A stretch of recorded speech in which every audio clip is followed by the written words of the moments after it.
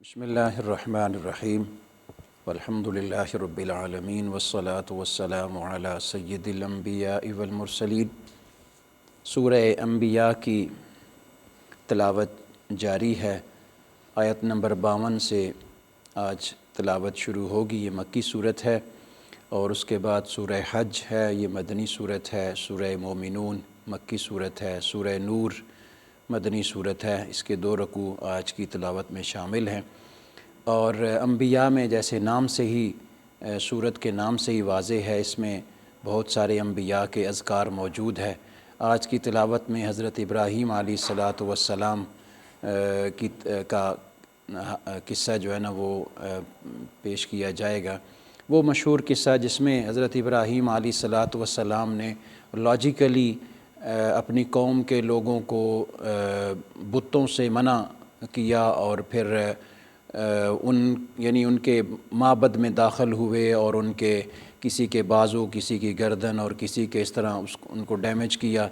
تو پھر کلہاڑا اس بڑے کے سر پہ، اس کندھے پہ رکھ دیا، پھر وہ واپس آئے۔ وہ اس قصہ اس میں مذکور ہے۔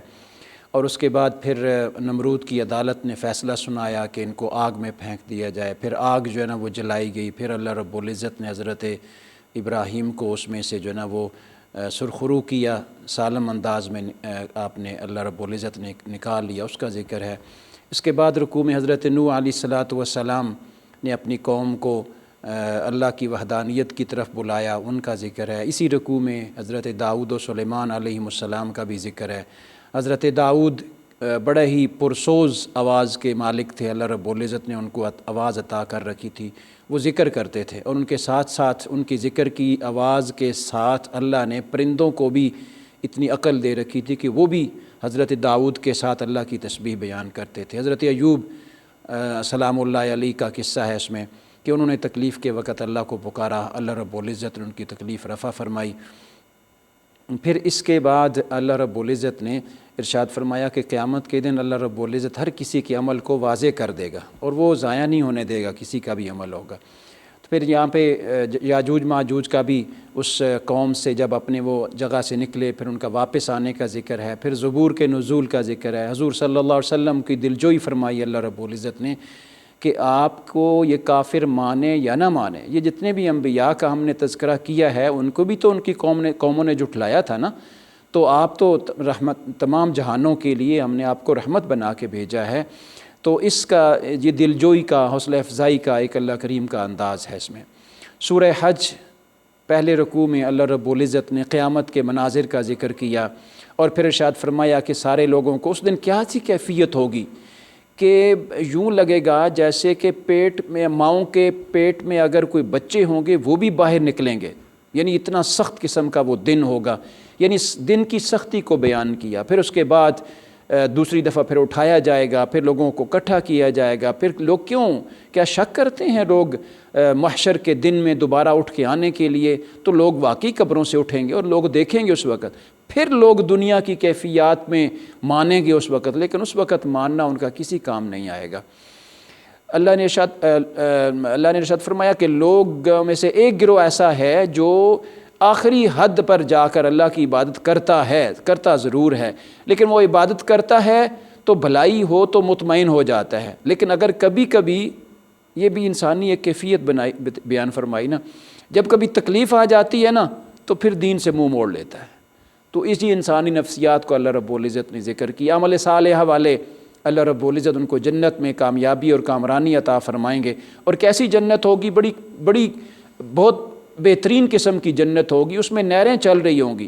اور اس میں لوگوں کے پاس سونے کے کنگن بھی ہوں گے، موتیوں کے ہار بھی ہوں گے، اور یہ ایسی کیفیات صرف لوگوں کے لیے ہم نے جنت میں بنا رکھی ہے، اور لوگ عنقریب اس جنت کو پائیں گے انشاءاللہ۔ پھر ارشاد فرمایا کہ یہ لوگ تمہیں مسجد حرام میں داخل ہونے سے روکتے ہیں، حالانکہ یہ تو مسجد حرام اللہ رب العزت نے آباد کرنے کی جگہ بنائی ہے، اس کا مخصوص انداز میں اللہ نے ذکر فرمایا۔ پھر بیت اللہ شریف کا حضرت ابراہیم کے ہاتھوں تعمیر ہونے کے بعد حضرت ابراہیم کو حکم ارشاد فرمایا، یہاں پہ کچھ حصہ اس کا بیان کیا کہ آپ اعلان کریں لوگوں کے درمیان تاکہ لوگ آئیں اللہ کے گھر کی زیارت کے لیے، حج کا اعلان کرے لوگوں میں، تو اس گھر کی تعمیر مکمل ہو چکی ہے۔ پھر اس کی گھر کی تعمیر، طہارت ہم نے ابراہیم اسماعیل کے حوالے کی ہے، اور وہی حج کا اعلان کرتے ہیں، اور لوگ اس طرف مطمئن ہو کے چلے آتے ہیں۔ لوگ کیوں نہیں آئیں گے؟ لوگوں کا حج کے موقع پہ آنا لوگوں کے لیے ذاتی طور پہ فائدہ بھی ہے، یعنی ایک تو حج ہوتا ہے، دوسرا کاروبار ہوتا ہے، تجارت ہوتی ہے حج کے موقع پہ، تو لوگوں کے منافع بھی ہیں اس میں۔ تو اللہ کی حرمتوں کی تعظیم کیا کرو، وہاں پہ جا کر، کوئی صفا و مروہ کی جگہ ہے، کہاں پہ آب زمزم کی جگہ ہے، یہ اللہ تعالیٰ کی شعار ہیں، اس کی حرمتیں ہیں، ان کی تعظیم تمہارے لیے ضروری ہے۔ اور بتوں کی نجاست اور جھوٹ سے تم بچو، بلکہ ایک اللہ کی وحدانیت کی طرف آ جاؤ، وہ اللہ رب العزت ہی تمہیں دنیا و آخرت میں کامیاب فرمائیں گے۔ سورہ حج کے 5ویں رکوع میں قربانی کا ذکر کیا۔ یہ حج کے تمام جو ہے نا وہ مناظر اور حج کے ارکان بیان کرنے کے ساتھ ساتھ اور قربانی کا بھی ذکر کیا کہ قربانی کیوں لوگ حج پہ جا کے کرتے ہیں، کہ اس میں ہر امت کے لیے پہلے بھی تھی اور امت محمدی کے اوپر بھی ہے، تو قربانی کے لیے بہترین قسم کا جانور لیا کریں۔ اور یہ اللہ کی نشانیوں میں سے قربانی کا جانور تو آپ لیتے ہیں، لیکن یہ اللہ کی طرف سے نشانی بن جاتی ہے۔ اچھا، پھر آپ ذبح کرتے ہیں تو آپ یوں گمان کرتے ہیں کہ فربا جانور ہم نے لیے اللہ کی کے لیے، تو یہ اچھا گوشت اور اچھا خون جو ہے نا یہ اللہ کو پہنچتا ہے، ایسا ہرگز نہیں ہے، بلکہ اللہ تو تمہارے دلوں کے اندر چھپا ہوا تقویٰ کو دیکھتا ہے تمہارے، اس کا بیان فرمایا۔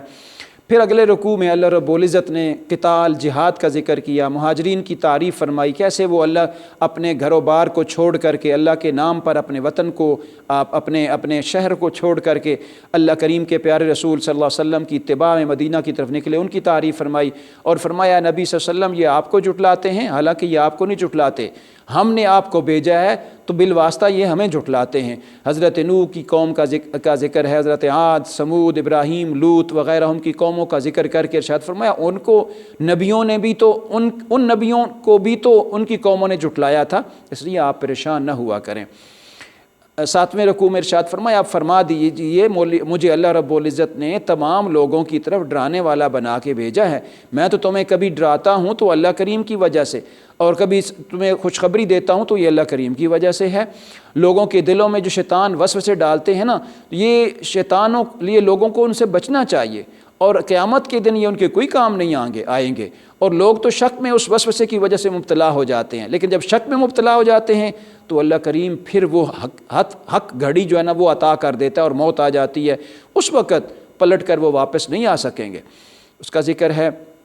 مہاجرین پر اللہ کریم کا فضل ہی رہے گا، اس لیے کہ وہ ہمیشہ انہوں نے دنیا میں اپنے آپ کو اللہ کے ہاتھ پر بہترین انداز میں فروخت کیا، بیچا ہے، بہترین تجارت کی ہے، لہٰذا اللہ ان کے اوپر فضل فرمائے گا، پھر اللہ انہیں جنت میں بھی داخل کرے گا، اور اللہ تعالیٰ ان کی تکالیف کو بھی دور کرے گا اور تکلیفوں کو آسانیوں میں بدل دے گا۔ 9ویں رکوع میں ارشاد فرمایا سورہ حج کے کہ اللہ نے زمین و آسمان کو مسخر کر دیا، ہر امت کے پاس عبادت کا منہج اور طریقہ ہم نے وضع کیا ہے، اس کے مطابق وہ عبادت کرتے ہیں۔ یہ مکہ والے، یہ کافر لوگ یہ آپ سے جھگڑتے ہیں کہ اللہ جانتا ہے، یہ اللہ تعالیٰ جانتا ہے کہ وہ آپ سے جھگڑ رہے ہیں، اور جب تلاوت کی جاتی ہے تو آپ ان کے چہروں کو پہچان لیتے ہیں کہ کس طرح ان کے چہرے جو ہے نا وہ مرجھائے ہوتے ہیں اللہ کریم کی تلاوت سن کر، اور یہ کافر ہوتے ہی اسی طرح ہے کہ وہ اللہ کریم کی تلاوت سے اپنے آپ کو، اپنے کانوں کو اور اپنے دل کو جو ہے نا وہ بند کر رکھتے ہیں۔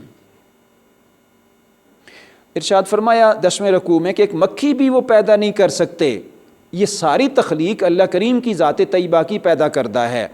وہ اللہ کی قدر نہیں پہچانتے، اور اللہ تعالیٰ بعض فرشتوں کو چن لیتا ہے ایک کام کے لیے اور پھر دوسرے کام کے لیے دوسرے فرشتوں کا انتخاب کر لیتا ہے۔ یہ ملت ابراہیمی کی پیروی کرو، اس لیے کہ ہم نے تمہیں ملت ابراہیمی پر جو ہے نا وہ پیدا کیا ہے۔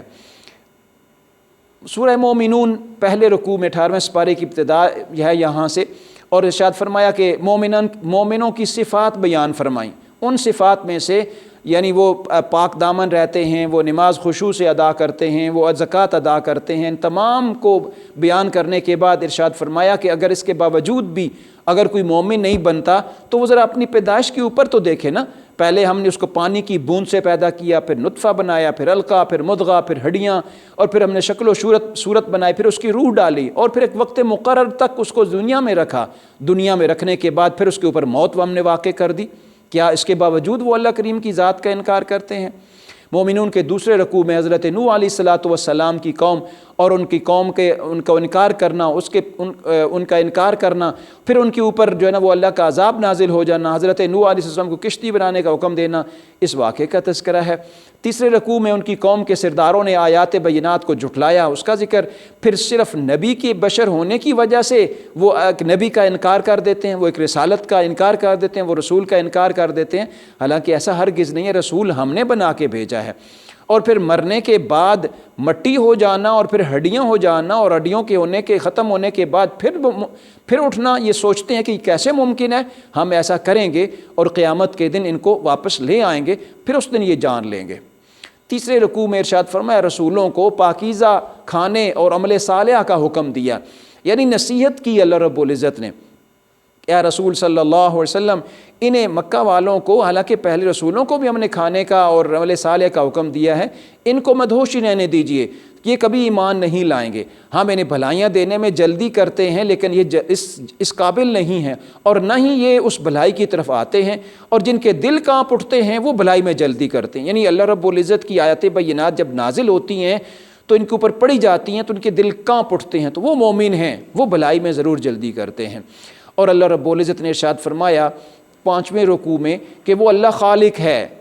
کس چیز کا؟ انسان کے جسم کا، اور جسم میں ہر قوا کا، قوت سماعت کا، قوت بصارت کا، دل کا، اللہ رب العزت خالق ہے۔ زندگی اور موت کا اللہ رب العزت خالق ہے، لیل و نہار کا اللہ رب العزت خالق ہے، اور وہ اللہ کریم ہی ذات طیبہ ہے جو اس نظام کو چلا رہی ہے۔ اور جب ان سے پوچھا جائے کہ یہ ساری چیزیں کس نے پیدا کی ہیں، زمین و آسمان کو کس نے پیدا کیا ہے، تو یہ تو مانتے ہیں کہ اللہ کریم نے پیدا کیا ہے، لیکن آپ کی وجہ سے وہ اللہ کریم کی ذات کا بھی انکار کرتے ہیں اور آپ کی ذات کا بھی انکار کرتے ہیں۔ 6 رکوع میں ارشاد فرمایا ہم عذاب دکھا دیں گے ان کو جس کا ہم نے ان سے وعدہ کیا ہے، اور وہ عذاب ان کے اوپر آ کے ہی رہے گا، ٹلے گا نہیں۔ رب کی بارگاہ میں پھر یہ التجائیں کریں گے لیکن اس وقت کوئی فائدہ نہیں ہوگا، سور پھونکا جائے گا، اس کے بعد ایک دفعہ بالکل ختم ہو جائے گا، پھر احوال بدلیں گے دوسرے سور پر، اور ان کو اٹھایا جائے گا، اللہ کریم کی بارگاہ میں حاضر کیا جائے گا۔ سورہ نور مدنی صورت ہے لیکن احکامات کے حوالے سے بڑی بہترین صورت ہے، اس میں بہت بہترین احوال ہیں، مردوں کے لیے بھی خواتین کے لیے بھی، خاص کر ینگ جنریشن کے لیے اس میں بڑے احوال ہیں جس میں انسان اپنے آپ کو ریزرو رکھ سکتا ہے۔ ارشاد فرمایا یہ عظیم الشان صورت ہم نے نازل کی، اللہ رب العزت ارشاد فرماتے ہیں یہاں پہ زانی مرد اور زانی عورت کے لیے بھی حد زنا 100 کوڑوں کا ذکر ہے، اور پھر ان کے لیے عذاب کا ذکر ہے۔ پھر محسنہ یعنی جو پاک دامن خاتون ہے، اگر کوئی اس پر تہمت لگاتا ہے تو اس کے احکامات ہیں۔ خامند کا اپنی بیوی پر جو تہمت لگانا ہے اس کے احکامات ہیں۔ پھر اسی طرح تہمت سننے کے بعد کیا یہ خیال کرتے ہیں کہ یہ بہتان ہے تو اس کے اوپر پھر شہادت قائم کی جائے، پھر شہادت کے بعد جب حق واضح ہو جائے تو پھر اس کے اوپر جو ہے نا وہ سزا ہوگی۔ ایک دوسرے پر بہتان اگر تو معمولی خیال کرتے ہو، حالانکہ یہ بہت برا کام ہے تو اس سے بچنا چاہیے، ایک دوسرے پر بہتان نہیں لگانا چاہیے۔ جو ایمان والوں میں بے حیائی پھیلاتا ہے ان کے لیے اللہ رب العزت نے دردناک عذاب رکھا ہے، تو ہمیں بے حیائی اور فحش باتوں سے رکنا چاہیے۔ دعا ہے اللہ کریم عمل کی توفیق عطا فرمائے۔